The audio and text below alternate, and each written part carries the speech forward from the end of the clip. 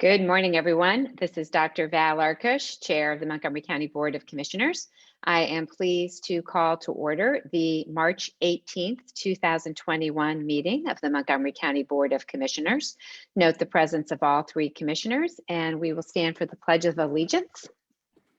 I pledge allegiance to the flag of the United States of America, to the republic for which it stands, one nation, under God, indivisible, with liberty and justice for all. Thank you. We'll start with opening commissioner comments. So today I want to share some good news in case you haven't heard it yet, but that is our 14-day running positivity rate for the coronavirus is now below 5%. So as I'm sure you all remember, being below 5% is an indication that we are suppressing the virus in our community. It's still there, but it is spreading at a much, much slower rate. And I just want to thank everyone for all the hard work that has gotten us to this point. Our 2 mass vaccination clinics remain on track with first and second doses. Our Montgomery County Office of Public Health did receive all necessary second doses for this week, and our first dose clinics are running smoothly, administering the Pfizer vaccine. Happily, our supply increased slightly this week. Over the next 4 weeks, we will receive at least 5,850 doses of Pfizer vaccine for our first dose clinics each week. This is an increase of about 1,000 doses per week. With this increase in vaccine, we're finally able to open our 3rd mass vaccination site in Willow Grove. The site will be operational starting this Friday. We also anticipate the Johnson & Johnson vaccine will be coming to our region at the end of this month or the beginning of April.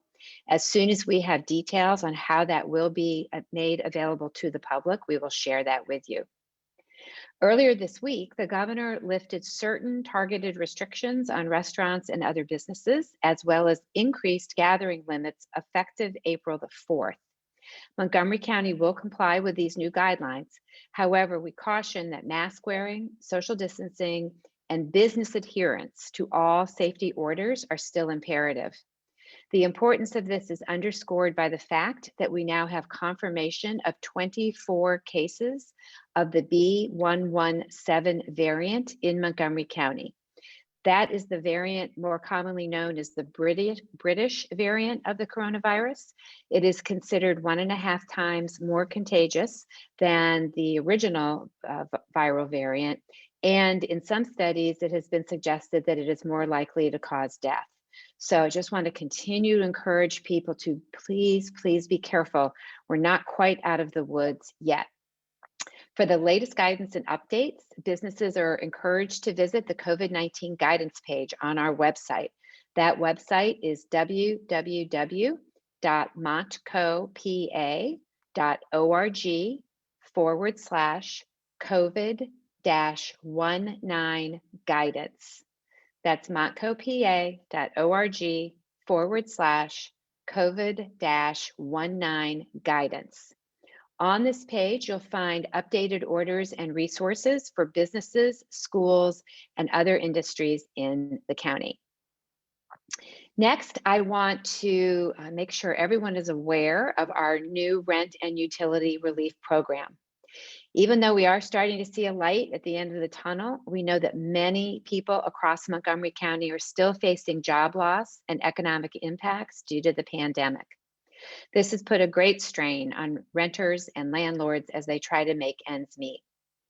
Compounding this, the CDC's eviction moratorium is set to expire on March the 31st, and Pennsylvania's Public Utility Commission utility shutoff moratorium ends on April the 1st. This is why we are extremely grateful to be able to open up another round of rent and utility relief to our residents as we begin our road to recovery. The Montgomery County Rent and Utility Relief Program, administered by Your Way Home, allows eligible households to receive up to 12 months of assistance for rent and utility bills dating back to March 13th of 2020. Assistance can be for past due rent, utility payments, or future rent payments. Funding for security deposits, first and/or last month's rent is also eligible as part of this program. There's no financial limit on the amount of assistance a household can receive. $55 million is available for the program in Montgomery County through a combination of state and federal funding. With this amount of funding, we are aiming to serve between 1,900 and 3,800 households. Eligibility requirements for the rent and utility relief program include a household must reside in Montgomery County, and one or more individuals in the household has qualified for unemployment benefits or experienced a reduction in household income, incurred significant costs, or experienced other financial hardship due directly or indirectly to the COVID-19 pandemic, and the household can demonstrate a risk of homelessness or housing instability, and the household must be at or below 80% of area median income at the time of application. To apply, residents are encouraged to call 211, or you can text your zip code to 898-211. And let me say that one more time. You can text your zip code to 898-211. Applications can be done over the phone, in person, by email, or a combination of all of those. Residents can also reach out to one of these 6 partner organizations to learn more about the program and apply. Our partner organizations are ACLAMO, Family Services in Montgomery County, MANA on Main Street, the YWCA for the Tri-County area, CADCOM, and the Pottstown Cluster of Religious Communities. All of this information can be found online at yourwayhome.org/ERUC. That's yourwayhome.org/ERUC, or you can call 211 for more details. Anyone who lives in Montgomery County that is struggling to pay your rent or your utility bill is encouraged to apply. We're accepting applications on a rolling basis, and we want to help as many people as we possibly can. With that, I'll turn over to Commissioner Lawrence.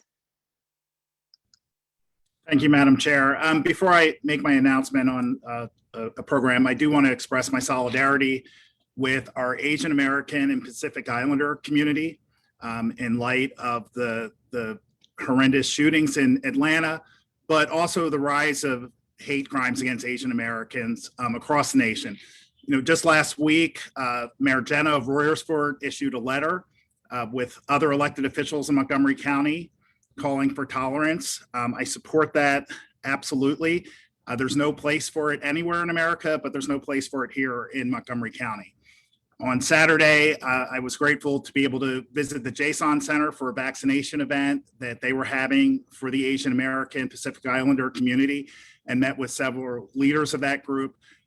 And so I would just ask our Montgomery County citizens to reach out to our friends, our neighbors. They're a crucial part of this community, and right now they are frightened. So I would just ask all of us to hold them up and reach out to our Asian American Pacific Islander neighbors. And now I'm sharing an announcement on the Montco Strong 2021 Hospitality Industry Recovery Program. And this program is to help businesses negatively impacted by COVID-19. Montgomery County has received $9.4 million from the state, which we can grant to eligible businesses with grants ranging from $5,000 to $50,000. The eligibility, application, requirements, and program design were all developed from Senate Bill 109, known as Act 1, which was signed by Governor Wolf on February 5th. In 2019, tourism and hospitality accounted for approximately 4% of all jobs in Montgomery County. And we know during the last year, with limitations on traveling and mitigation measures against gathering, that the hospitality industry has been a very hard hit sector. So we're grateful that the state has created this program so that we can award funds to these businesses. Eligible businesses must have their primary business activity in North American Industry Classification subsector 721, which is accommodations, or subsector 722, which is food services and drinking places. Interested applicants are strongly advised to review the program guidelines and frequently asked questions to ensure eligibility before applying. Program guidelines and instructions are available in English, Spanish, and Korean. And there is also a 7-minute instructional video which walks you through the application process and offers tips and suggestions to ensure a complete application. This is not a first come, first served program. Grants will be awarded on a rolling basis, and the application window will remain open until grant funds are fully allocated. And the application window is open now. Here's a quick update on applications received so far. We've received 209 applications. 29 have identified as subsector 721, which is accommodations. The rest have identified as subsector 722, which is food services and drinking places. 45 municipalities are currently represented. 30% of the applicants have identified as minority-owned businesses. 30% of the applicants have identified as a woman-owned business. 4% have identified as a veteran-owned business, and 91% of the applicants have indicated they've been operational since 2018. This program is being jointly administered by the Montgomery County Commerce Department and the Redevelopment Authority of Montgomery County. Questions regarding the program may be submitted through the Commerce Department's assistance request form on their website at www.montcopa.org/commerce, where all the information about the program can be found. And due to the large amount of expected applications, feedback on individual applications will not be provided. Thank you. Thank you, Commissioner Lawrence. Commissioner Gale, do you have opening comments? I have no opening comments. Thank you. All right, thank you. Then Ms. Cofrancisco, we will move on to public comment on matters appearing on the agenda. Do we have anyone who'd like to make public comment? Yes, we do have one person with their hand raised, and just as a reminder, you can use that raise your hand feature that is under the participants list to indicate if you would like to make public comment. Great. Why don't we have Mr. Stein read our rules for public comment, and then we'll get started. Mr. Stein? Yes, good morning. All speakers should indicate their willingness to speak, as Ms. Cofrancisco indicated. All speakers must come to the podium. All speakers should identify themselves by name and municipality. All public comments must be relevant or germane to county business. Under the law, this means that a subject matter of the comments must be limited to issues or items which are currently before the commissioners for consideration or which may come before the commissioners for consideration at a future meeting. Whether an item is germane to county business is a determination to be made by the county solicitor. Profane, slanderous, or discriminatory language or comments will not be tolerated in accordance with the county's non-discrimination policy. A time limit of 2 minutes will be strictly enforced, and participants will be told when their time is up. The board is not required to respond to public comments during the course of the meeting, so the public is reminded this is not an opportunity for dialogues or questions and answers. The board chair may direct appropriate county staff to follow up on any questions or additional comments after the meeting. Disruptive behavior, including but not limited to yelling or arguing whether matter is germane to county business once the solicitor has made a determination of such, or refusing to yield the floor once time has elapsed and being requested to yield will be grounds for removal from the meeting or muting without further admonishment or warning. As always, commissioners welcome written correspondence, comments, and feedbacks at commissioners@montcopa.org. Thank you, Mr. Stein. All right, Ms. Cofrancisco, we can proceed.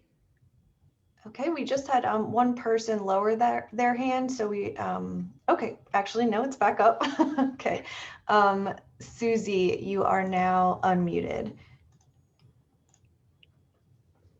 Hi, I just want to be sure I'm speaking at the right turn. This is a statement regarding the anti-Asian hatred that's going on. If you'd like for me to wait until the next period to properly submit comment, I just want to I want to be sure I'm following protocol. Yeah. That would Yes. be for general public comments. Yes. Yeah. All right. So anyone who would like to give comment for agenda items at this meeting, I'll give you just a few more seconds to raise your hand. Okay, we don't have any other hands raised. Okay, so we will now move on to general public comment. Okay. Great, back to Susie. Hi, everyone. Thank you for your time today. My name's Susie Ratzabong. I'm a resident of Springfield Township. I want to start by saying thank you to Commissioner Lawrence for your comments at the top of this meeting, and it's what I'm here to discuss today. I am Lao American, and I was a participant on Mayor Jenna's letter that you referenced.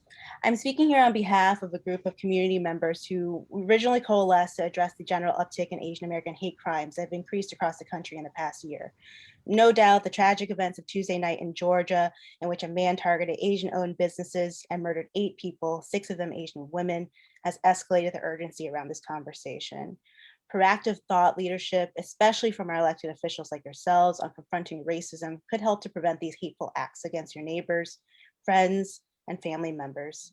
Community leaders of all colors and creeds are able to speak out against these abhorrent acts, but also the abhorrent dispositions and harmful, frankly, racist narratives that can lead to these terrible outcomes. As such, I'd also like to comment that I appreciated Commissioner Arkoosh's statements of solidarity against racism during the COVID town hall just this past Tuesday with the Asian American Coalition, and really hoping that we can expound on this mutual understanding into actionable items.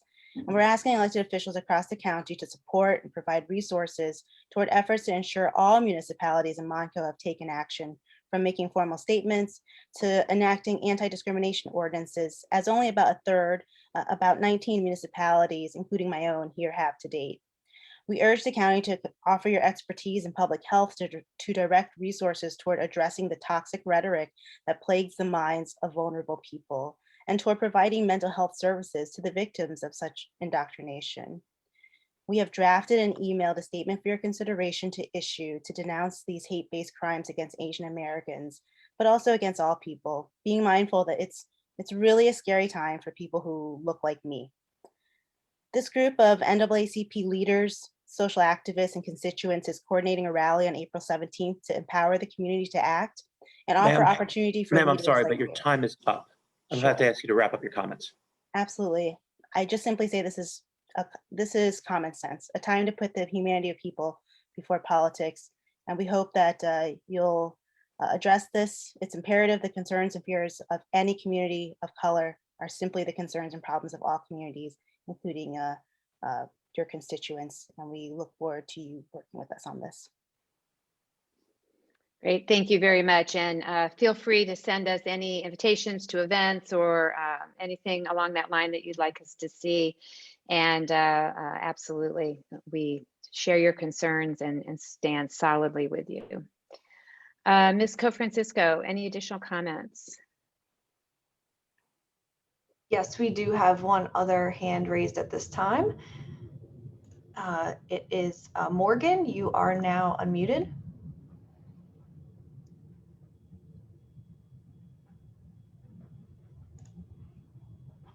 Again, you just need to unmute yourself. You should have that ability.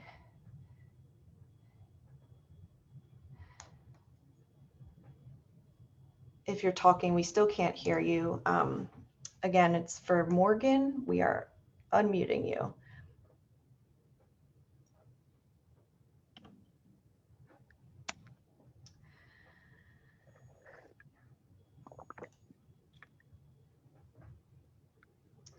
Okay, it seems like they're having some audio issues. We'll just give it a little bit longer.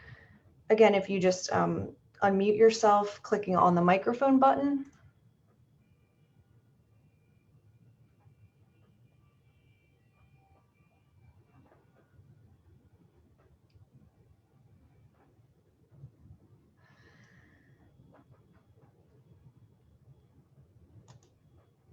Okay, again, Morgan, we are not able to hear you if you're talking.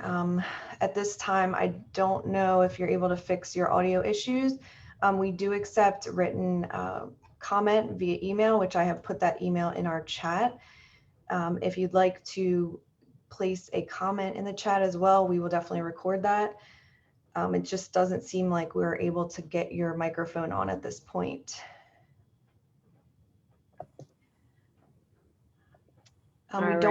We don't have any other hands raised at this time, Commissioner. All right, thank you. Then we'll move ahead. And I'm sorry, Morgan, if you're unable to get your audio straightened out, but we're happy to take comments by email, as you heard. All right, we will move on to approval of the minutes. I will move to approve the March 4th, 2021 minutes of the Montgomery County Board of Commissioners. Is there a second? Second. Second by Commissioner Lawrence. Any board comment?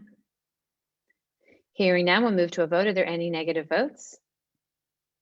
Hearing none, the motion carries. We will now move on to our annual State of the County address, and I will begin, followed by my colleagues. So earlier this month, we reflected on reaching the 1-year mark of the coronavirus pandemic, recounting the impacts it has had on our residents and our county operations. While we were working quickly to stand up multiple programs to counter the impacts of COVID-19, work on many other county projects continued. This is a true testament to the leadership of this administration and our employees. Today, I am happy to report that the state of Montgomery County is strong. Is strong. Even while battling a pandemic, we have never taken our eye off the future and continue to implement programs to ensure that our county will grow and thrive, be a welcoming place to anyone who wants to live or work here, and be able to provide the high quality services that our residents expect and deserve. One example of this is the Montgomery County Justice Center. Design and engineering work continues on this project, which will break ground this spring, creating much needed jobs and procurement opportunities. The Justice Center ties 3 complex projects into one: constructing a modern county justice center, allowing all of the county's courtrooms to be located in the same building. It also will completely renovate the current courthouse facility and reinvents Hancock Square Park as an active and inviting, welcoming public park accessible to the entire community. Work continues to expand the services that will eventually reside in this new facility. Since 2018, we have prioritized improving services to justice-involved individuals by working with the courts to create a pretrial services division. During our most recent budget process, we approved funding for 10 positions to launch this new division.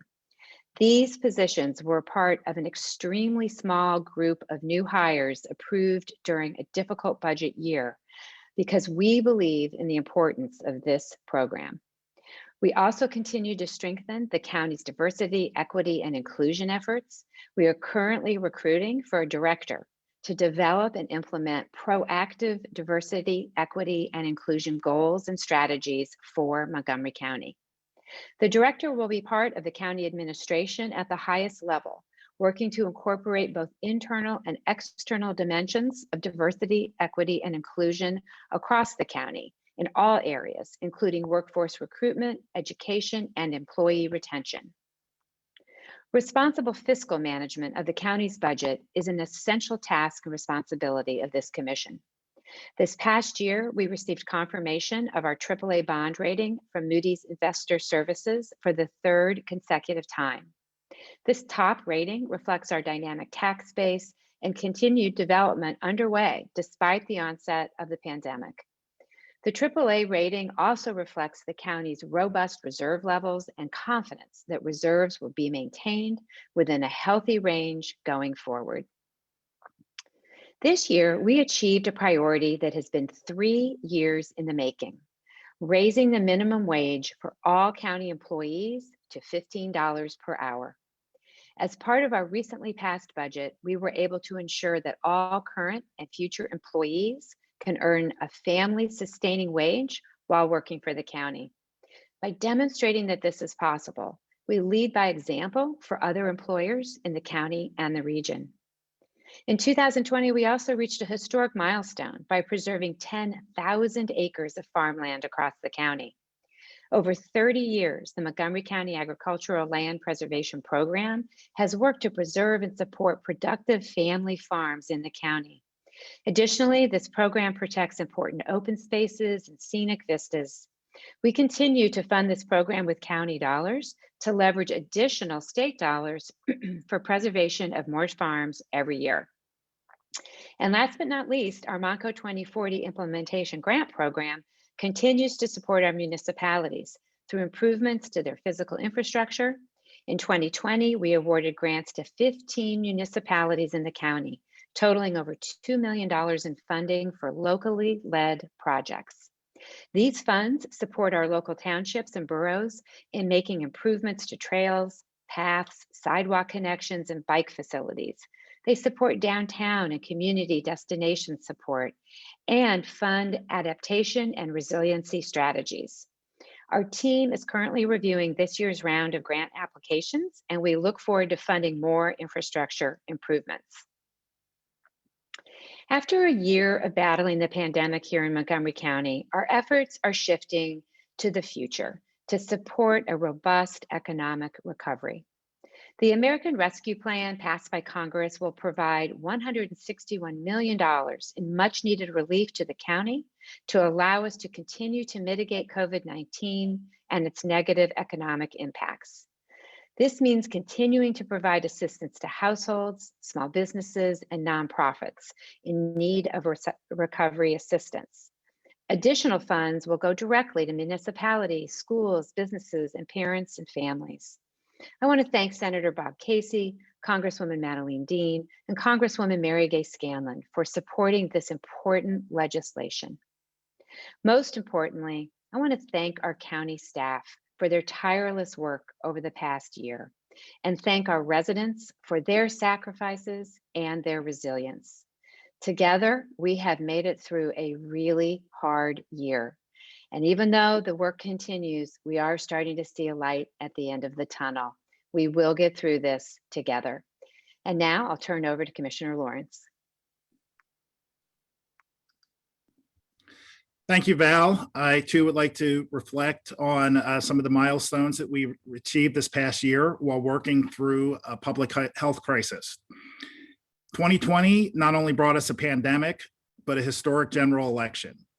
Our voter services team worked nonstop last year to ensure that we had a secure and safe election, and they're already gearing up for this year's election cycle.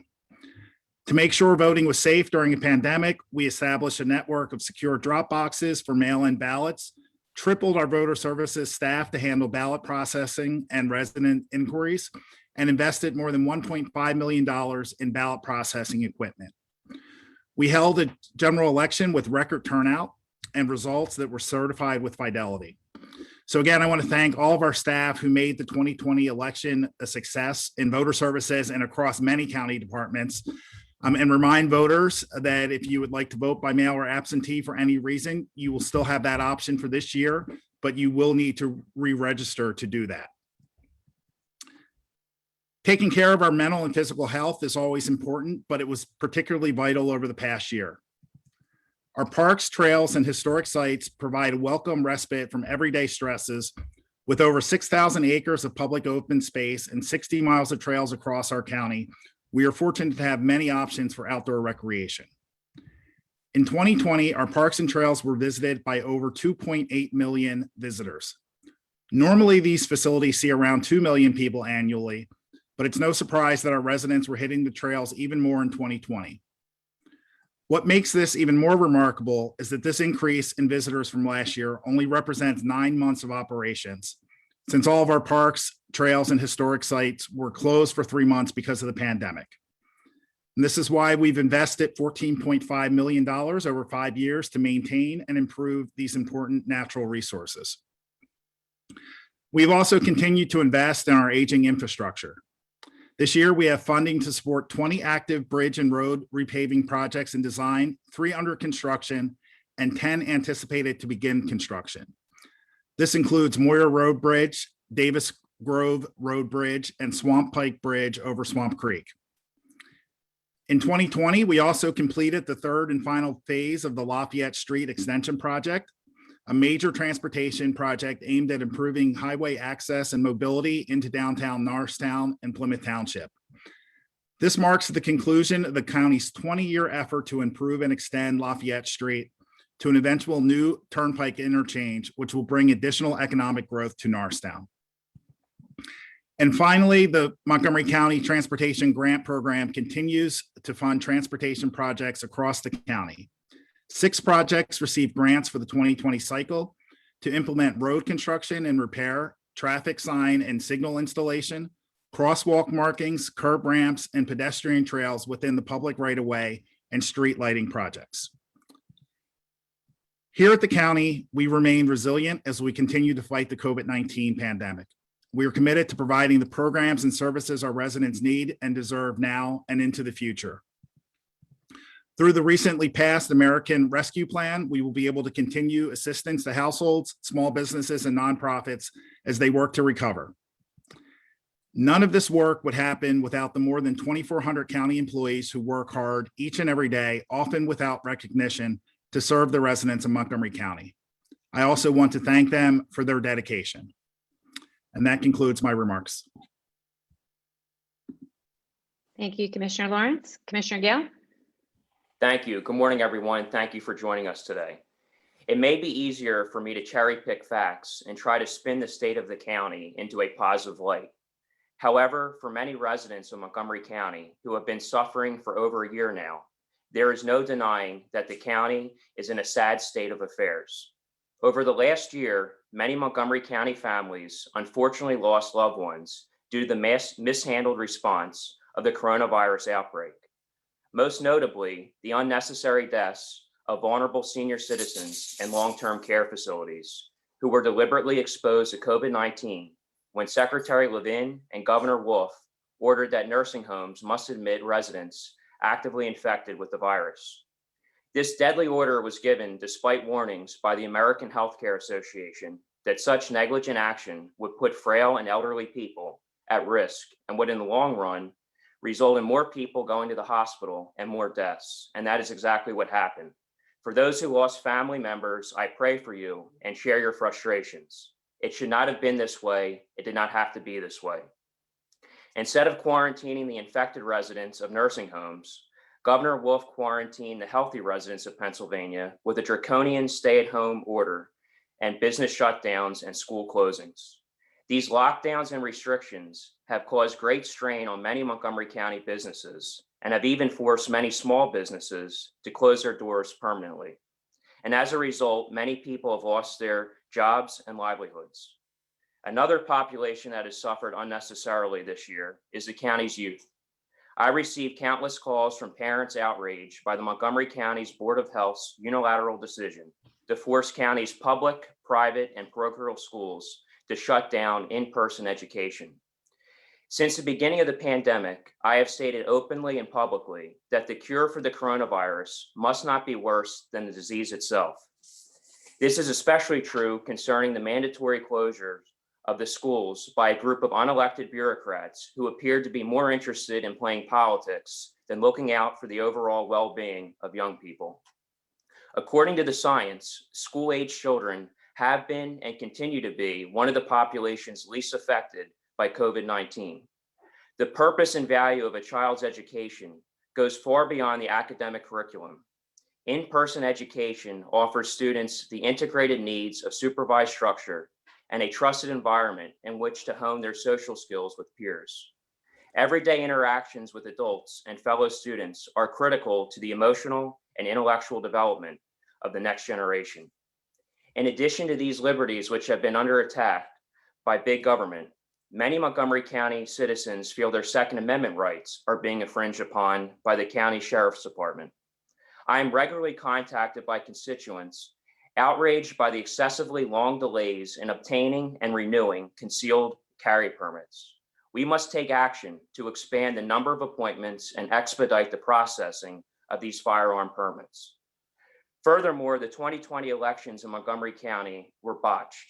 In the primary election, tens of thousands of ballots were sent out with wrong instructions. At least 2,000 wrong ballots were sent to voters. Many people never received their ballots, and the return envelopes were not secure and private due to the fact that the envelopes were transparent so that anybody could see the voter's ballot and how they voted. For these reasons, I oppose the certification of the primary election results.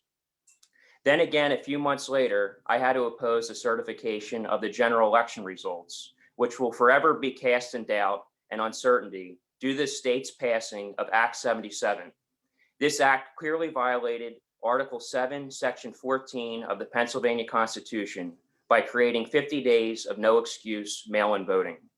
On top of all this, to add insult to injury, Montgomery County property owners were hit with yet another tax increase to cover record high county spending and enormous debt obligations. And at a time where people are struggling due to a global pandemic, they should not be burdened by additional financial hardship. I do want to take this opportunity to inform residents of Montgomery County who have lost their jobs, had their hours reduced, or had to take a pay cut of resources that are available to help them get back on their feet. Our Commerce Department provides a strong workforce development program through Montco Works, who partners with employers to develop apprenticeship and pre-apprenticeship programs for prospective employees to gain entry into various fields. Montco Works also administers federal funding to train job seekers, new hires, and incumbent workers. The Commerce Department also oversees Montgomery County Career Link, which provides residents access to job opportunities and career counseling.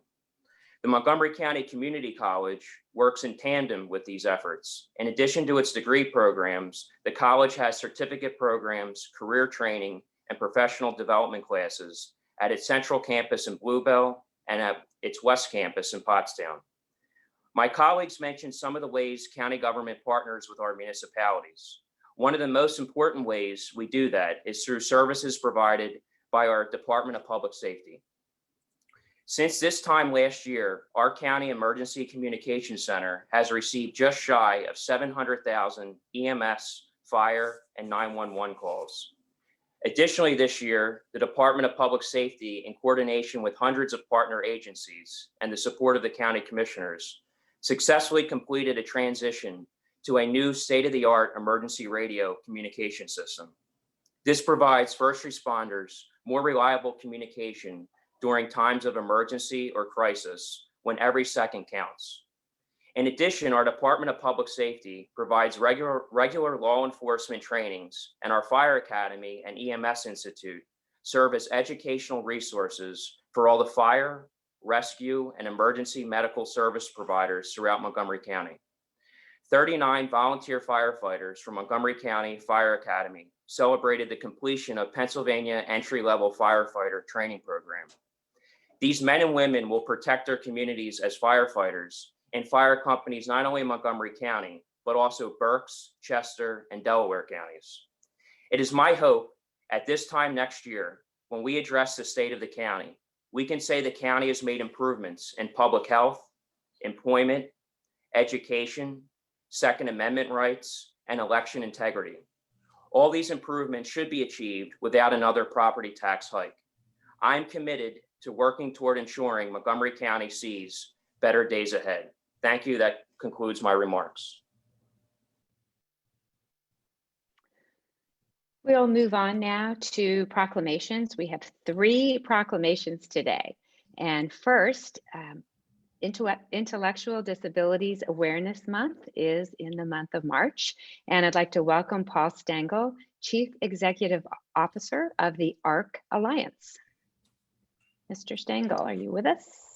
Yes, I am. Yes. And thank you for having this resolution. It gives us a month. We celebrate all year, but it gives us a month to focus on people with intellectual developmental disabilities. Great, thank you. Ms. Francisco, can you put up the proclamation? Great. Let's see here. Just give me 1 second. We have so many proclamations today. Let me just make sure I get the correct one. So let me just share some of these words with everyone. Whereas between 1% and 3% of the population has an intellectual and/or developmental disability, cutting across the lines of racial, ethnic, educational, social, and economic backgrounds. And whereas an intellectual and/or developmental disability is defined as a disability characterized by significant limitations in areas such as intellectual functioning and in adaptive behavior as expressed in conceptual, social, and practical adaptive skills, which originates before age 22. And whereas people with intellectual and/or developmental disabilities are valued members of society, our friends, neighbors, and coworkers who find fulfillment living everyday lives And whereas education, services, and supports continues to be vital to enabling citizens with intellectual and/or developmental disabilities find greater opportunities to develop relationships, pursue their dreams, be integrated into our community, and contribute in a meaningful way in our community. Now, therefore, in order to recognize the many contributions and challenges of citizens with intellectual and developmental disabilities, we do hereby recognize March 2021 as Intellectual Disabilities Month and encourage all citizens to support the efforts and hard work of Montgomery County individuals with intellectual disabilities and their families as they strive to live self-determined lives and realize their own personal aspirations. And Mr. Stengel, I just want to say that I know one of the biggest challenges that our families face are getting sufficient funds for waivers that help assist these families to help care for their children with intellectual or developmental disabilities. And I just want you to know that we stand with you in continuing to advocate with our General Assembly in Harrisburg time and time again for increases in the availability of those critical funds to support our families. And we appreciate all the work that the ARC Alliance does in our community. We appreciate your support as well. Montgomery County does a very wonderful job, I think, overall in providing support for families. I know you've been struggling with the COVID epidemic, and we have had a tremendous problem of getting people who are living at home with their parents, the COVID vaccinations, and anything you can do to help us get it to those families, we would appreciate it. We're hopeful with federal government guidelines, we may be able to end the waiting list for waivers, and we're working real hard to try to get the federal government to make the services for people with IDD a mandate as opposed, an entitlement as opposed to a waiting list. But I can tell you we're facing many crises. Salaries of direct service staff are horrible. Recruitment is impossible. We are in a crisis position in the community, and I know you as chairman and the other two commissioners will support the appropriate funding of so salaries of direct service staff can be over $12 an hour. We appreciate that. Great, thank you. Commissioner Lawrence, any comments? Mr. Stengel, thank you for being with us this morning. Thank you for the work that you'll be doing not only this month, but all year, every day long. And we certainly will continue to work with you and partner with you. Thank you. Commissioner Gale, any comments? Yes, Mr. Stengel, I truly admire the hard work and dedication that you and your team deliver to provide much necessary and important resources to support these individuals with intellectual disabilities. I know it also means a lot to their families. It benefits them as well. And I imagine that this proclamation that you will be receiving excludes my name. I'd like to apologize for that. My colleagues like to be vindictive towards me by removing my name. And it's a shame a proclamation that would benefit and recognize the hard work of individuals that support those with intellectual disabilities would be used this way. So I'd like to apologize in advance in the event that my name is excluded on the proclamation. Thank you. All right, thank you, Mr. Stengel. Thank you too. You're very welcome. Next, we have Tara Godin, Director of our Health and Human Services Department, to talk about National Social Work Month. Thank you so much. You know, Commissioner, this is a great opportunity, and thank you for this time, this proclamation. You know, it's such an honor to represent the many social workers in our county who wake up every single morning with the mindset of how can I help? How can I be of service? And in the Department of Health and Human Services and throughout the county, I have the privilege of working alongside some of the most compassionate, skilled, dedicated, courageous, and brilliant social workers I've ever met who make personal sacrifices to put the needs of others above their own, pouring out their time, their resources, their energy, and their heart, bringing help, hope, and healing to a community that so needs, especially during the difficulty of this past year. So this is so wonderful. Thank you so much for setting the time aside to really recognize their hard work. Well, thank you, Ms. Gaudian. I can feel your passion through my computer. So I love that. And you know I share that passion. I just want to take a moment to thank whether the individual works for the county or works with one of our partners across the county for the incredible work that our professionals in social work have done over this last year. Talk about a group of people that have been nimble and pivoted, in just a matter of sometimes hours to get the job done.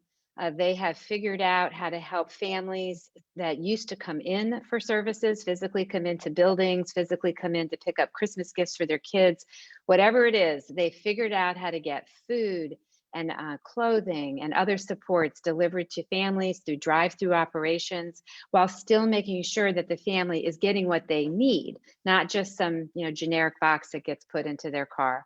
They've worked very closely with our court system and our correctional facility to make sure that individuals experiencing incarceration are getting the supports and the services that they need in those settings. And they've worked closely to get people connected to the mental health services that Commissioner Lawrence mentioned earlier. Obviously, it's been such a critically important need across our entire community before the pandemic, but even more so since. So I just want to thank everyone for their incredible work. We know it's been difficult. We do have a proclamation for you as well. And I'm just going to read the very end of it before I ask my colleagues if they have comments. And that is that we hereby proclaim March 2021 as Social Work Month and thank the National Association of Social Workers, Pennsylvania Southeast Division, for their efforts to assure that social workers are skilled and qualified. We encourage all residents to join in recognition and support of dedicated social workers and their profession. This group of people is truly an unsung group of heroes in our community. Commissioner Lawrence, any comments? Eric, it's good to see you. Thank you for being here this morning and representing all the wonderful social workers who not only work for Montgomery County, but also work at our provider agencies. And we know that this last year has been tough, but our social workers have risen to the challenge, risen to the occasion, and continue to service people in new and different ways, as our chair mentioned. So, very grateful. You guys deserve more than a month. You deserve a year. But truly, as Val mentioned, unsung heroes each and every day helping our community. Thank you. Thank you so much. Thank you. Commissioner Gale, any comments? Yes, Tara, thank you for joining us today, and please extend my gratitude to your colleagues in the Health and Human Services Department, whether it be Aging Adult Services, Developmental Disabilities, Veteran Affairs, Office of Public Health. I'm very proud of the hard work that county employees are doing to deliver social work to the residents of Montgomery County. So please extend my gratitude to all of them. And again, I apologize if my name does not appear in the proclamation you'll be receiving due to the vindictiveness of my colleagues. Thank you. Thank you. Thank you so much. Thank you, Ms. Gaudian. Take care. Next, we will recognize National Public Defenders Week, and we have our co-public defenders, Greg Nestor and Carol Sweeney. Thank you. Carol Sweeney, unfortunately, is unavailable to attend today, but I know I speak on her behalf and on behalf of the entire Public Defender's Office in thanking you for this recognition and for your continuing and unwavering support in providing the highest quality services to our community. Over the past year, and despite the challenges of the pandemic, the Public Defender's Office has done some exciting things. We initiated a program for public defenders to participate in preliminary arraignments. That's the very first court appearance someone has, and it's where bail is set. So legal representation at that stage is absolutely crucial. Working with our community partners, we held events connecting county residents to social and community services, and we distributed nearly 10 tons of food to individuals and families in need. We developed a virtual expungement clinic, launched a marijuana pardon program, and implemented a partnership with Legal Aid of Southeast Pennsylvania to assist our clients with legal matters that go beyond the criminal justice system. And we continue to embrace and support the county's Stepping Up initiative, working with the Montgomery County mental health community. And of course, core to our mission, we provide the very best legal representation every day to our clients in the courtrooms throughout Montgomery County. There's a lot of work to do, and there's even greater things to come. Again, thank you for this recognition, and for supporting our efforts. Thank you, Greg. And I'm sorry Carol couldn't be here with us today, but please extend our congratulations to her as well. I will. You and your team are another group of people that has done an extraordinary job of pivoting through this pandemic to make sure that everybody was served here in our county, and not even just maintaining the status quo, but initiating this extremely important priority, and has been a priority for a while, of making sure that individuals are represented in that very first hearing, typically the hearing that decides whether or not they will receive bail or incarceration. So we are so grateful for that, and how you've embraced other modalities, video conferencing and other ways of meeting with, representing your clients, both at the correctional facility and in courts. And so we are so grateful for that work. I am going to go ahead and read this proclamation. I think it contains really important historical information that I just want to share with the public. Whereas March 18th, 2021 marks the 58th anniversary of Gideon versus Wainwright and the 6th nationwide celebration of National Public Defenders Week. And whereas in Gideon versus Wainwright, the Supreme Court unanimously ruled that the Constitution requires the states to provide defense attorneys to criminal defendants charged with serious offenses who cannot afford lawyers themselves. And whereas the Montgomery County Office of the Public Defender is dedicated to protecting the constitutional rights of indigent individuals accused of violating the law, and whereas their mission includes developing programs in an effort to provide a holistic approach to the extra legal concerns of their clients and to improve overall outcomes of their clients, to improve the conditions that led to involvement in the justice system. And whereas the Office of the Public Defender is committed as a community-oriented defenders and seeks to improve services to clients by serving as a voice at the table in county, statewide, and national policy discussions, task forces, and decision-making committees. And now, therefore, we do hereby proclaim March 18th through 24th, 2021 as Public Defenders Week. And we encourage all residents to join in recognition and support of dedicated public defenders and their professions. And I just want to emphasize that holistic approach. You mentioned the Stepping Up Initiative, which is a national initiative to reduce the number of individuals with serious mental illness who are incarcerated. Our county was the 16th county in the country, in the United States, to reach a higher level status in that Stepping Up program. We've received national recognition for our work in this as an innovator county. And at every opportunity, you have shared ideas and thoughts and next steps forward in terms of getting this work done in the most holistic way possible. So thank you so much for that work and for your dedication. And with that, I'll turn over to Commissioner Lawrence. Thank you. Good to see you, Greg. Thank you for being here this morning. Please give our regards to Carol as well.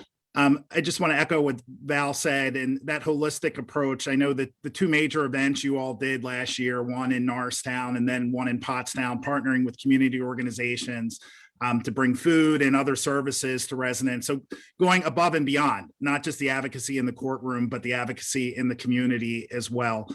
And the initiative to get that representation at that first hearing is so crucial. So we thank you for that. And I know that you will continue to expand upon that, but thank you for bringing that to fruition. We will. Thank you very much.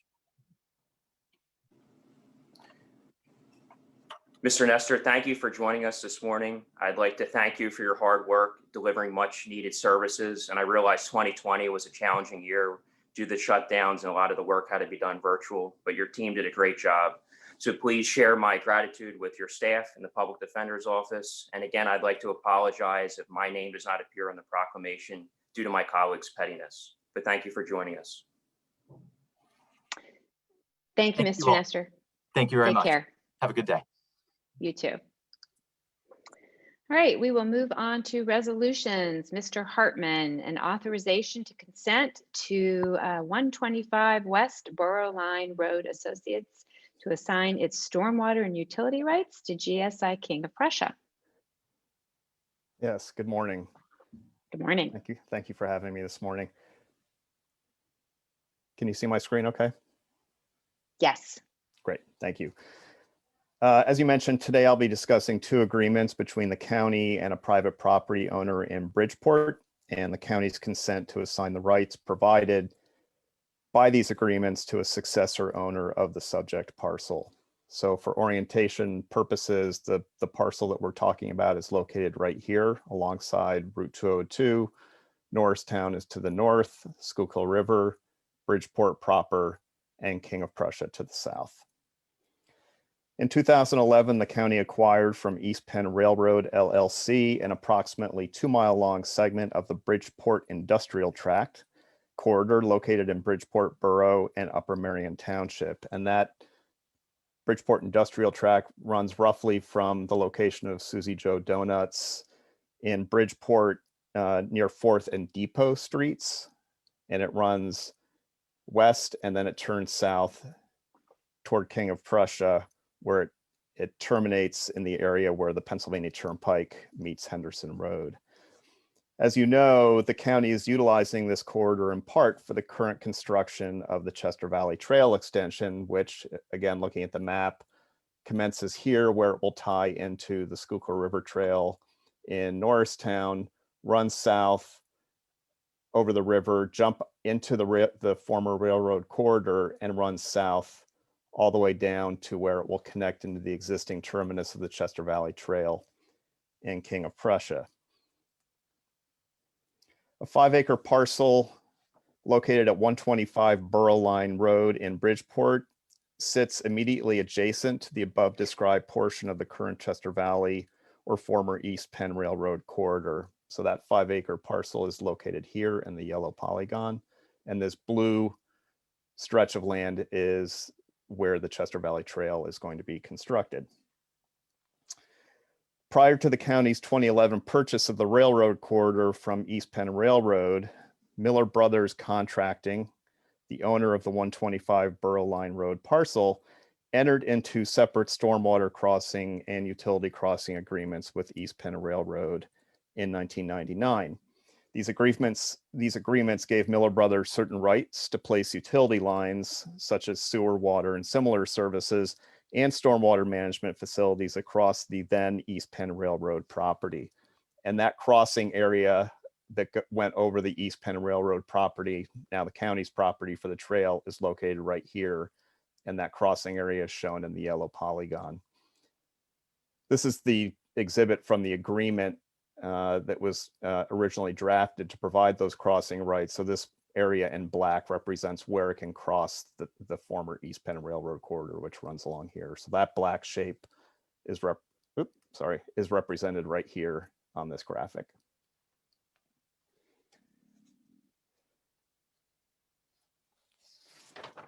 To date, it's our understanding that a sanitary sewer line runs from the 125 Borough Line Road parcel and across the Chester Valley Trail property via the crossing agreement. And that's represented on this slide. These blue lines show the extent of the corridor, the former East Penn Railroad corridor. This is where the Chester Valley Trail is going to be built. These are the construction plans for the Chester Valley Trail. And that existing sanitary sewer line runs where this red line is, which again, sits inside that black area where the crossing agreement covers. The utility and stormwater agreements are perpetual and run for the benefit of the heirs, successors, and assigns of the East Penn Railroad, now the county, and all future owners of the 125 Borough Line Road parcel. In addition, any rights or privileges granted in the agreements to the owners of the 125 Borough Line Road parcel may be granted and assigned to any person or entity that acquires the property with the railroads, i.e. now the county's prior consent. 125 Borough Line Road Associates LP purchased the 125 Borough Line Road parcel from Miller Brothers Contracting in 2005. The property is presently under an agreement of sale with GSI King of Prussia LLC, and therefore each agreement requires the consent of the county to assign the stated rights from 125 Borough Line Road Associates to GSI King of Prussia. 2 draft assignment documents, one for the utility and one for the stormwater crossings, have been prepared and approved of form by the county solicitor's office. Therefore, today we're asking for your approval to execute the documents indicating the county's consent to these assignments. Thank you, Mr. Hartman. I will move that the proper county officials, in accordance with the authority conferred by law, subject to the approval of the county solicitor, are hereby authorized to execute the necessary documents to consent to the assignment of all rights, title, and interest in stormwater crossing and utility crossing agreements from 125 Westboro Line Road Associates LP to GSI King of Prussia LLC. Is there a second? I will second. Second by Commissioner Lawrence. Any board comment? Okay, hearing none, we'll move to a vote. Are there any negative votes? Hearing none, motion carries. Thank you, Mr. Hartman. Thank you very much. Mr. Bonner, authorization to submit a grant application to the Department of Conservation and Natural Resources for a Green Lane Park Master Plan. Good morning, Commissioners. Thank you. As you have just read, we are requesting authorization to submit a grant application to the state DCNR for a total of $75,000 to support development of a master plan for Green Lane Park. As you all know, Green Lane Park is the county's largest park at 3,400 acres. It offers a diverse set of experiences. And the last master plan for this facility was completed in 2000. If approved for this grant, the county would be responsible for matching the $75,000 50-50, so we have to add another $75,000. And that money, the total of $150,000, would pay for a consultant to assist the Parks Division of the Department of Assets and Infrastructure in developing a full-scale strategic plan identifying national resource protection, open space preservation, programming elements, recreation, conservation efforts. As you know, Green Lane Park is home to large bodies of water that provide fishing, boating, and around the lake, hiking, biking, and camping. The current cost of the total grant would be for $150,000, as I described, with a 50% match from the county at $75,000 and $75,000 funded by the Division of Conservation and Natural Resources. So with that, if approved, we will submit this in April and hope to hear back in the near future. Great. Thank you, Mr. Bonner.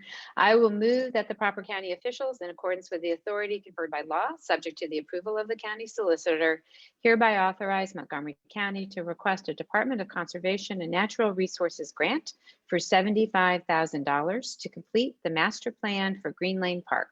Be it further resolved that the commissioners hereby designate Mr. Tom Bonner, Director of the Department of Assets and Infrastructure, as the official to execute all documents to obtain the requested grant. Is there a second? I will second. Seconded by Commissioner Lawrence. Any board comment?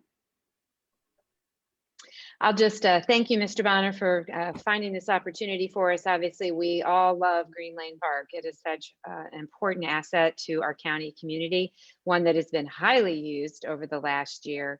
And it is just great to see this long-term planning and care being put into place for this park. Absolutely. All right, if there's no other comments, we'll move to a vote. Are there any negative votes? Hearing none, motion carries. Thank you. Thank you. Next, we have an appointment to the Workforce Development Board in the category of Labor Organization.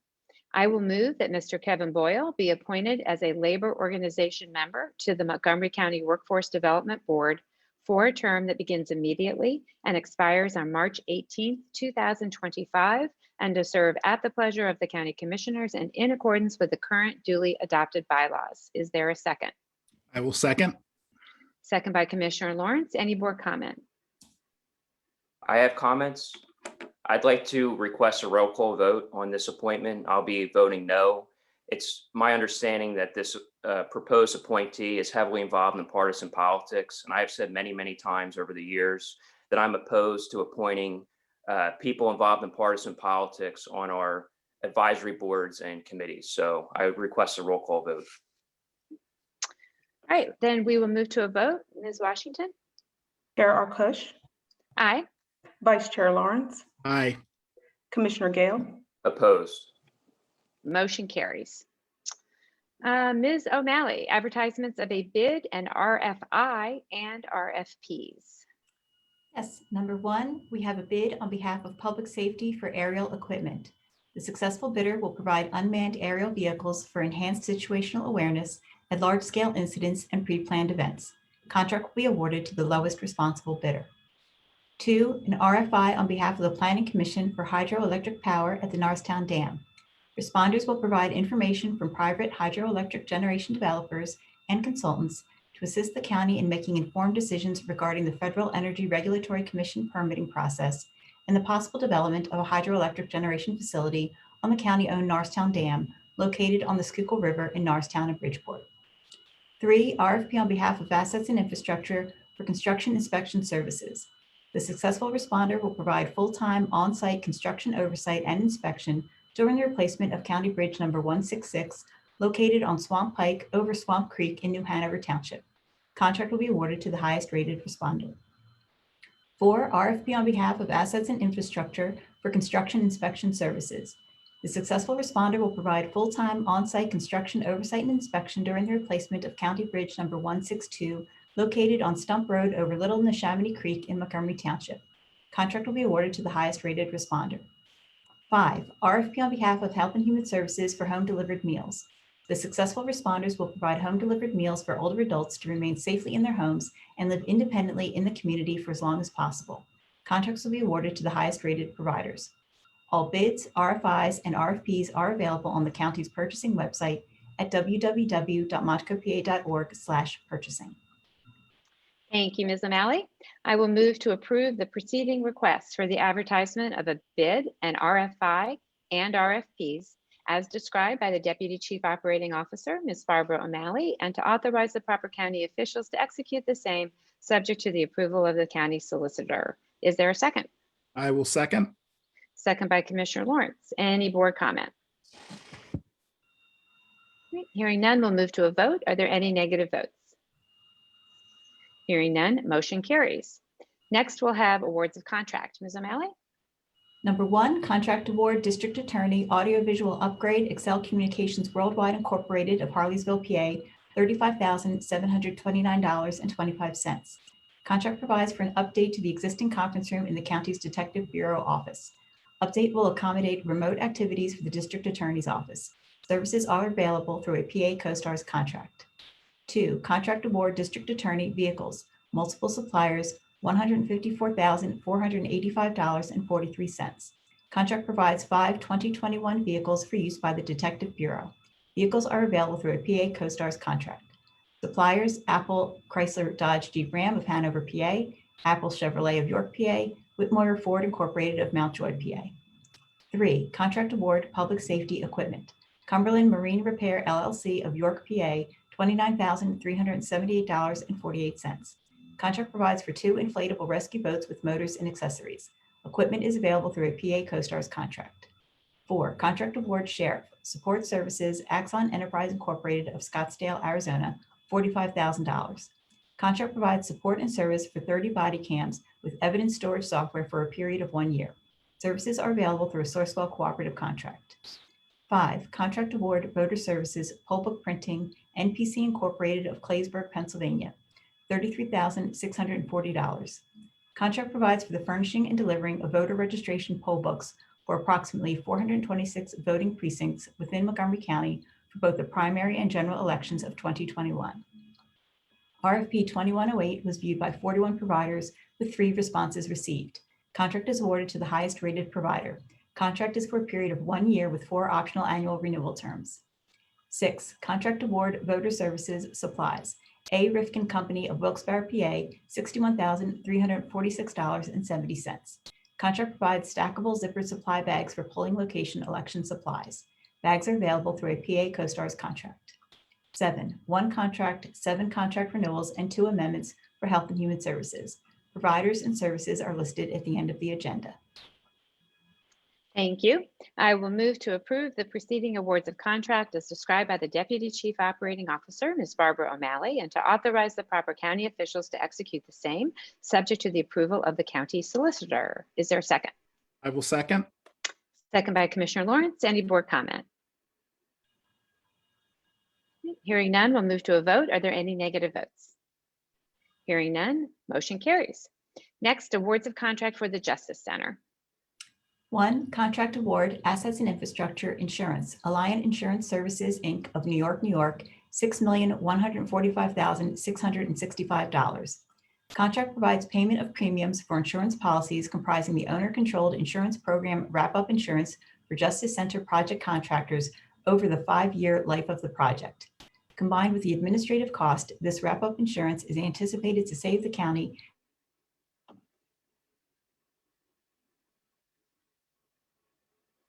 No. Ms. O'Malley, you appear to have frozen.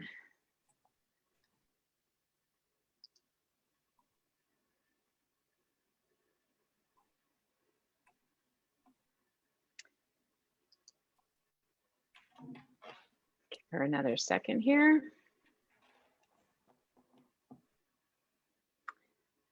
Mr. Saltizia, are you gonna go help?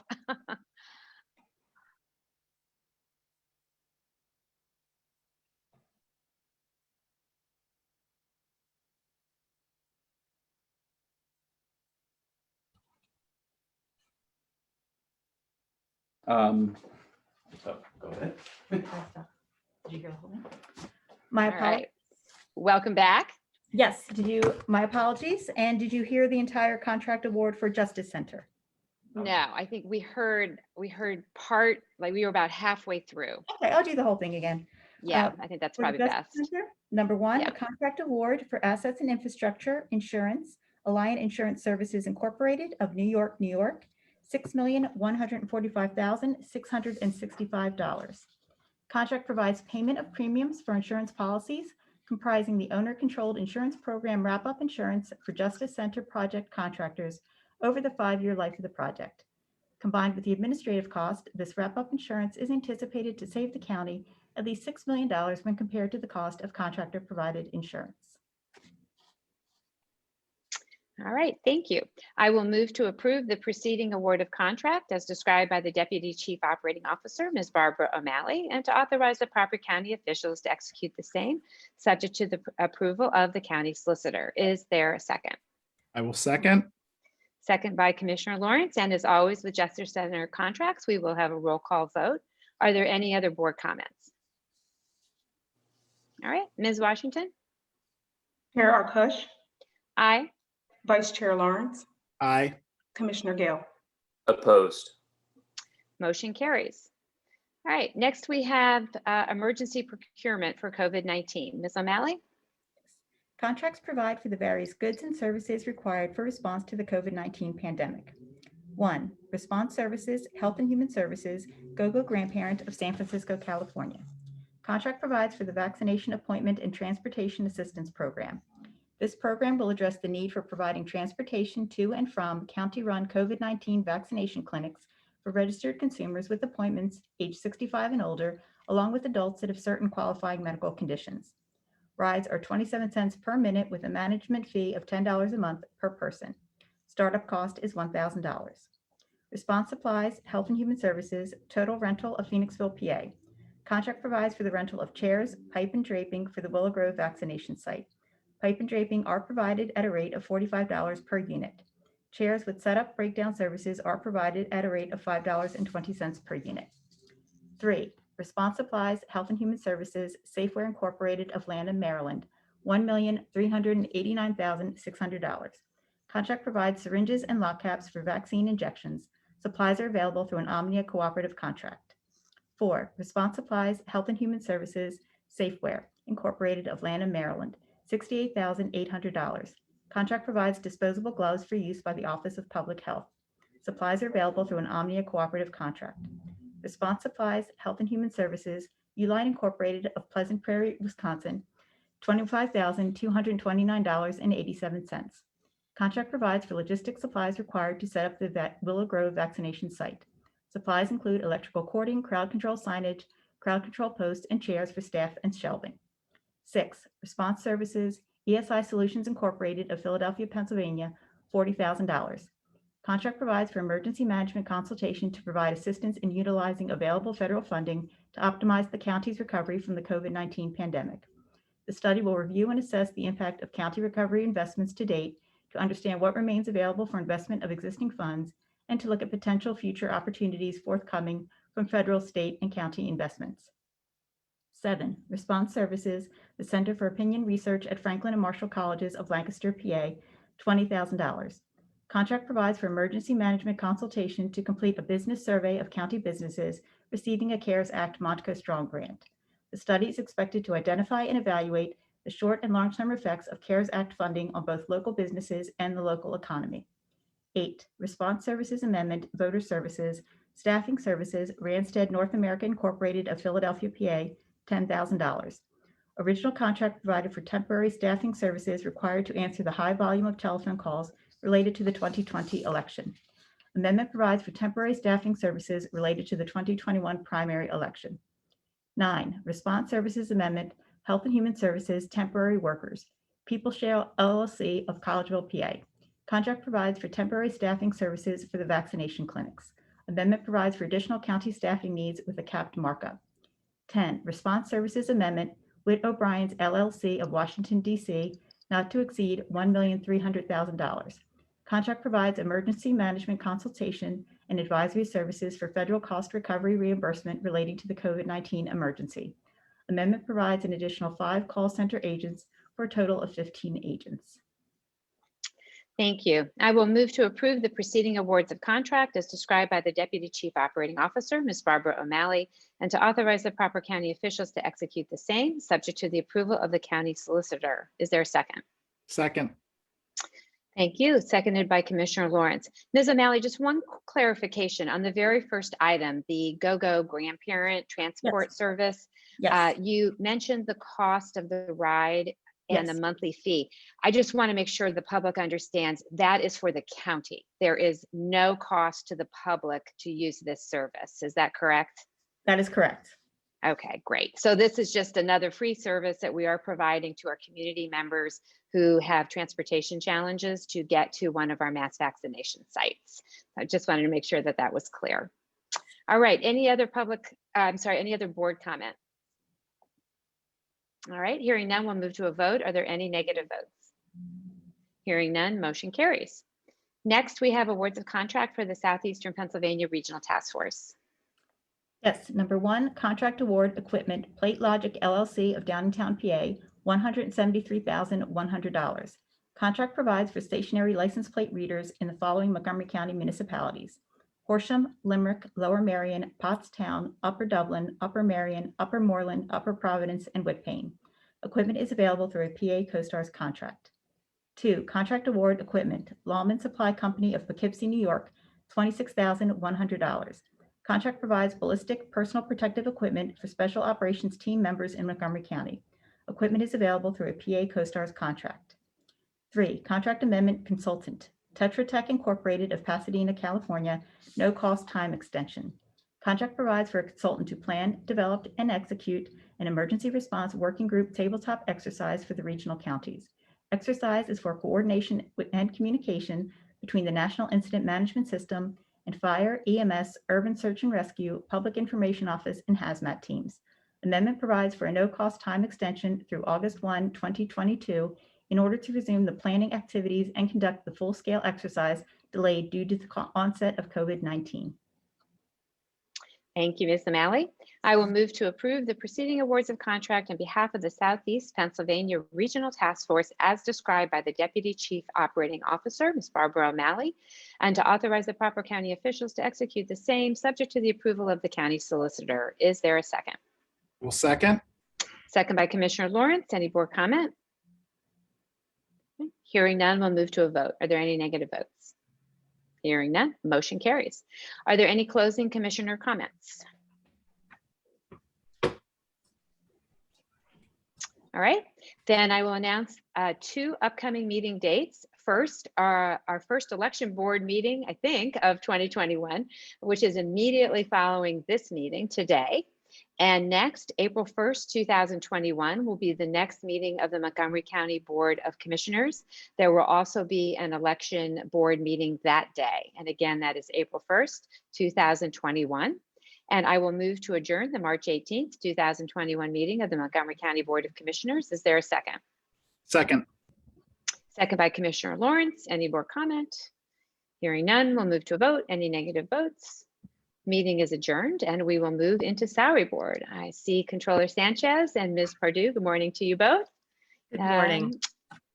Ms. Co-Francisco, do we have any public comment on salary board? Again, if anyone has public comment, you would just raise your hand.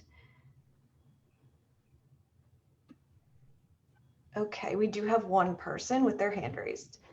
Okay, they can proceed. And just a reminder that the rules that Mr. Stein read earlier would apply to public comment for salary board as well. And these comments should be specifically for salary board.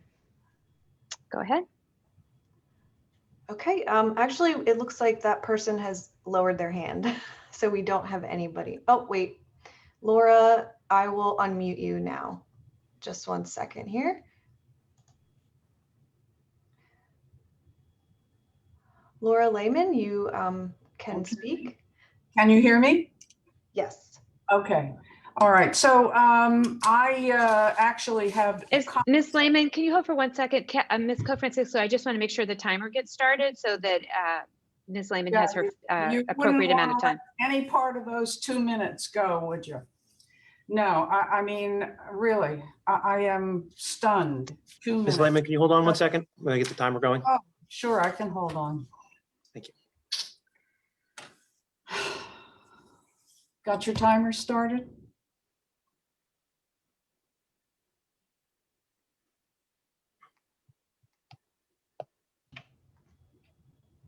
All right, please go ahead.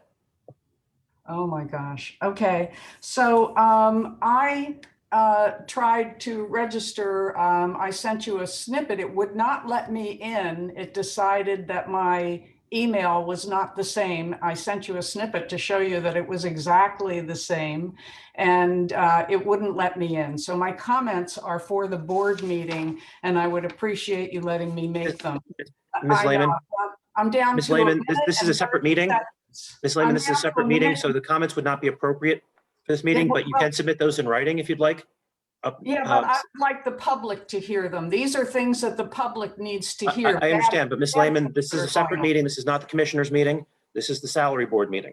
Yes, but the commissioners meeting wouldn't let me in. So that's when you make an exception. I understand. And you allow that these comments. Okay, Ms. Lehman. Ms. Lehman, if you have comments about salary board, you can make those in the next minute and 5 seconds. Okay, so I think that's unreal. I think nobody should be collecting a salary unless they actually accommodate the citizens of this county. And I mean, you have 830,000 citizens, almost nobody shows up, and you're giving them 2 minutes to speak and then cutting them off. Okay, so I have major comments about problems in your zoning and planning. Ms. Lehman, those are not relevant to the salary board. Yeah, so they're relevant because people are collecting salaries while they're writing ordinances that violate our laws. Ms. Lehman, that is not the responsibility of salary board. They're collecting a salary to write ordinances that violate our township ordinances and laws. Ms. Lehman. And that should not be happening. Thank you so much for the accommodation, and please have a place where if we get locked out, we can call and fix it. Thank you.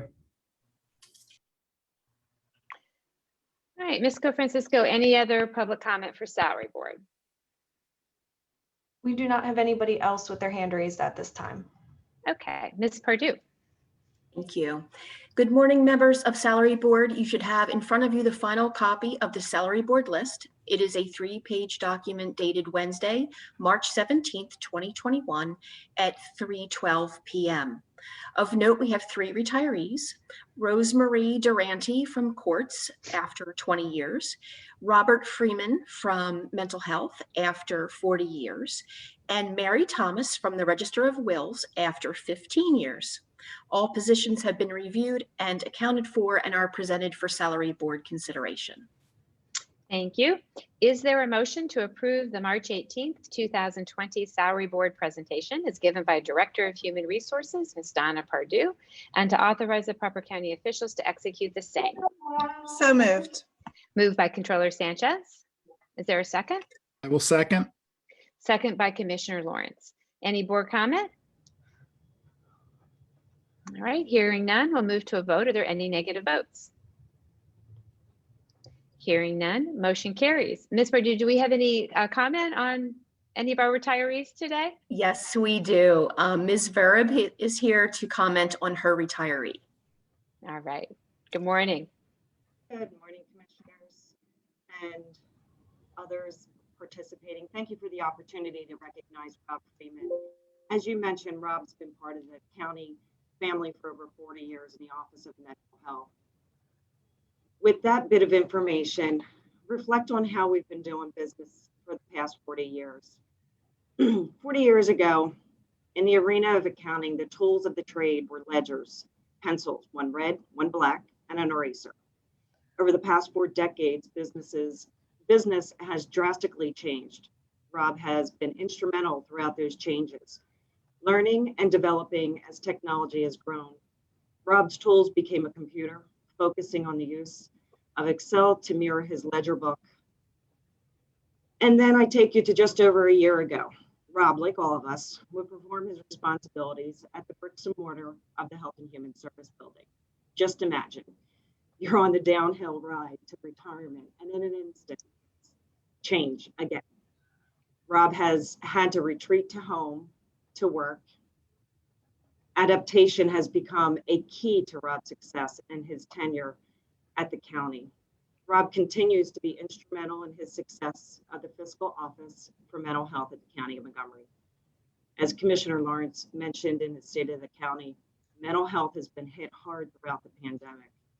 To ensure services continue to our vulnerable consumers within the county, Rob has modified how he interacts with internal staff and our external providers. Using Skype, Teams, Zoom, this has become the norm.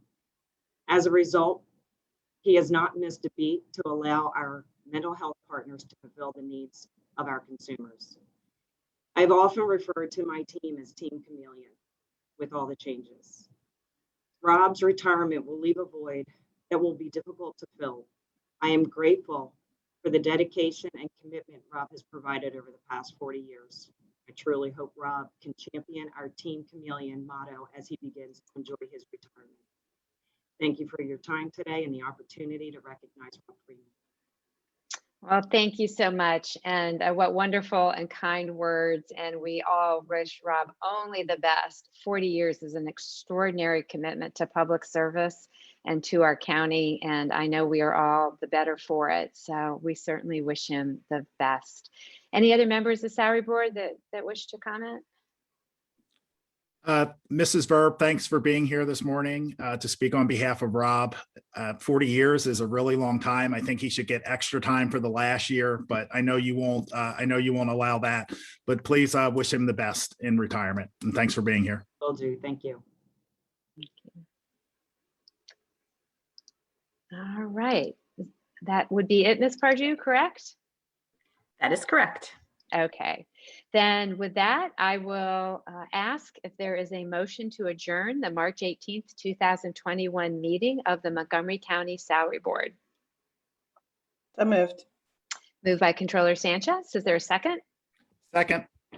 Second by Commissioner Lawrence. Any board comment? Hearing none, we'll move to a vote. Any negative votes? Hearing none, meeting is adjourned. And we will now move into the election board. Thank you, Controller Sanchez. Take care.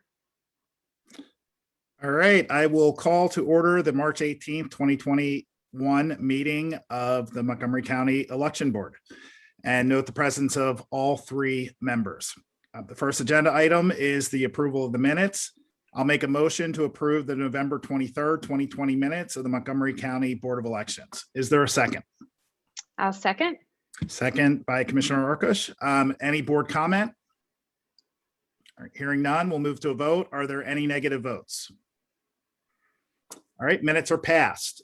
Do we have any election board comments? All right, we will now move on to public comments on items appearing on the agenda, which is limited to 2 minutes. Ms. Francisco, do we have any public comment on items appearing on the agenda? We do not have anyone with their hand raised at this time to provide public comment. All right, we'll move on to general public comment. All right, we will move on to our next agenda item, which is authorization of a permanent increase in poll worker compensation. Mr. Marlette.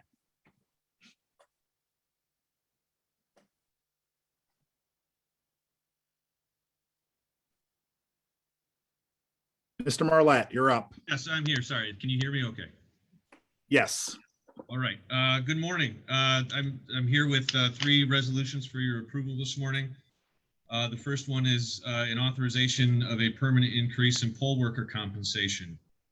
The County Board of Elections is granted the authority to set payment for poll workers from the Pennsylvania Election Code. In previous elections, the board has voted to approve a temporary increase in poll worker pay to allow for inspectors, clerks, and machine operators to be paid $225 for the day, and for judges of elections to be paid $300 for the day. In recognition of the hard work and dedication of those who have chosen to take on this responsibility, and in the interest of being able to retain existing workers as well as attract new ones to ensure that our polls are adequately staffed on election day, it's been determined that instituting these temporary increases on a permanent basis is beneficial. Therefore, I'm asking the board to vote today to approve this permanent increase in poll worker compensation for all elections going forward. Okay, thank you, Mr. Marlette. I will make a motion that the board approve an increase in compensation for all future elections to inspectors, clerks, and machine operators for training and working on election day to $225, and to judges of elections for training, working on election day, and picking up and returning election materials to $300 on election day. Is there a second? Second. Second by Dr. Arkoosh. Any board comment? I just like to make a comment that this is a very long day for all of these individuals. So I'm happy that we can increase their compensation some, but I really consider their work a public service, even with the compensation. Any other board comments? All right, hearing none, we'll move on to a vote. Are there any negative votes? Hearing none, motion passes. And we'll move on to authorization of persons to deliver election supplies. Mr. Marlette. Every election, the Office of Voter Services has the responsibility of delivering necessary supplies to judges of elections in the days leading up to Election Day. In order to do this, these election supplies are delivered to satellite locations for easier distribution to the judges. Every year, the board officially acts to appoint couriers for these supplies to ensure delivery of the materials to the satellite sites. For this year's primary and general elections, I'm requesting the board's approval to appoint Robert Cartier, Phil Chaybook, and Noah Harvey as couriers to deliver these materials. All right, I will make a motion to approve the appointment of Robert Cartier, Phil Chaybook, and Noah Harvey to act as couriers of the election day materials for the primary and general elections in 2021 to ensure delivery of said materials to the designated satellite locations for distribution to local election officials. Is there a second? I'll second. Second by Commissioner Arkoosh. Is there any board comment? All right, hearing none, we'll move on to a vote. Are there any negative votes? Hearing none, motion passes. Authorization of persons to compute official tabulations. Mr. Marlette. Prior to the primary and general elections every year, the board approves the appointment of tabulator clerks who are authorized to act on behalf of the board in the computation and tabulation of in-person election results. Attached to your agenda is a document listing the proposed tabulator clerks for the 2021 election cycle. I'm requesting the approval of the board to appoint this list of tabulator clerks and to permit the Director of In-Person Elections to make substitutions or additions to this list as needed. I will make a motion to approve the persons from the attached list of tabulator clerks for the tabulation of votes cast at both the primary and general elections in 2021, and to authorize the Director of In-Person Elections to make substitutions or additions to the tabulator clerk assignment list when necessary. Is there a second? I'll second. Second by Dr. Arkoosh. Are any board comments? All right, hearing none, we will move on to a vote. Are there any negative votes? All right, hearing none, motion passes. Do we have any closing board comments for election board? All right, hearing none, I will make a motion to adjourn the March 18th, 2021 meeting of the Montgomery County Board of Elections. Is there a second? Second. Thank you, Commissioner Arkoosh. Any board comment? We'll move on to the vote. Are there any negative votes? Meeting is adjourned. Thank you. Thank you.